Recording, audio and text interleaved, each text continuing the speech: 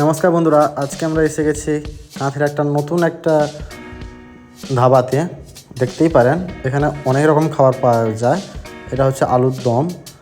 এখানে পরোটা, রুটি, সমস্ত রকম সবজি পাওয়া যায়। এটা আলুর দমের সাথে করছে, ঠিক আছে। কে একজন পার্সেল নিচ্ছিল, ওই জন্য প্যাকটা করছে তাদের।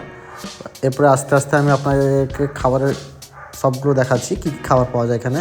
দেখতেই পাচ্ছেন এর সেট থাকে। এবার তরকারি নানাভাবে নিতে পারেন, কোনো অসুবিধা নেই। নর্মালি এরকমই থাকে, এবার তরকারি যেটা চেঞ্জই থাকে, ঠিক আছে। আমি দেখাচ্ছি খাবারগুলো।